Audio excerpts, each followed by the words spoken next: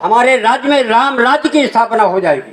सोने की चिड़िया जो कहलाता था पुनः सोने की चिड़िया बन जाएगा, है कि नहीं? इसलिए लेकिन ऐसा होना असंभव है। दूसरी बात, इस देश में संसार में लगभग छोटे बड़े 200 देश हैं।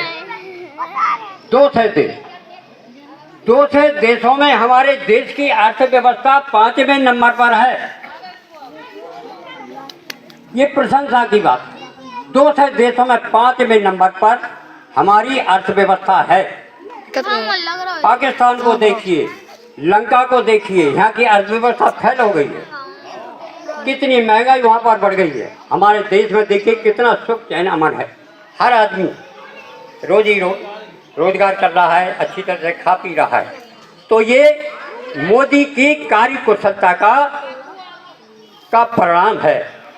दूसरा, अमेरिका, इंग्लैंड और विदेश के तमाम अर्थशास्त्रियों ने एक घोषणा की है कि यदि भारत को इसी प्रकार नेतृत्व मिलता रहा, इसी गति से बाहर विकास की रफ्तार हिंदुस्तान में बढ़ती रही, तो 1947 के पहले भारत नंबर 1 अर्थव्यवस्था का देश बन जाएगा।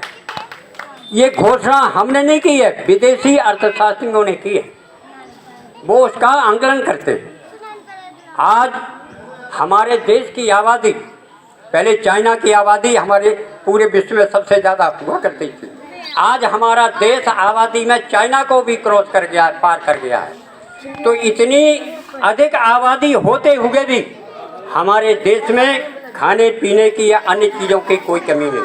केवल पेट्रोलियम पदार्थ ऐसे हैं जो हमको बाहर से मंगाना पड़ते हैं, और बाकी चीज़ों में हम लगभग आत्मनिर्भर बनते जा रहे हैं। और हमारे देश, हमारे जो रक्षा मंत्री थे, उन्होंने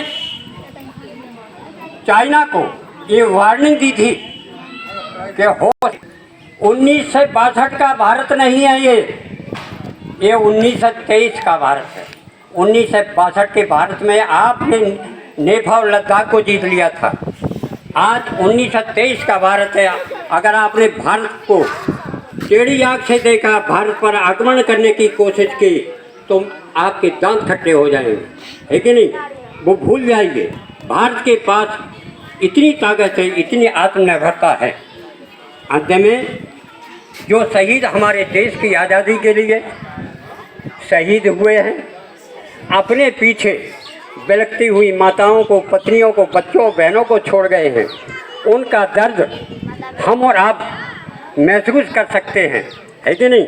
कि माता पिता जिनके भाई खो जाते हैं, परिवार में कितनी विडंबना हो जाती है, परिवार कितना विक्षिप्त हो जाता है।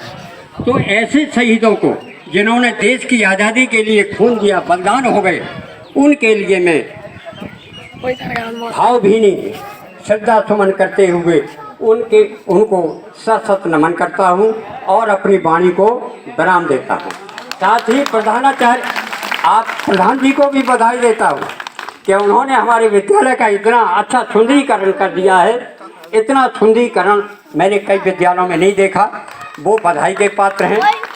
हमारे अध्यापक द्वारा जो यहाँ सांस्कृतिक कार्यक्रम प्रस्तुत किया, वो भी और बधाई के पात्र हैं।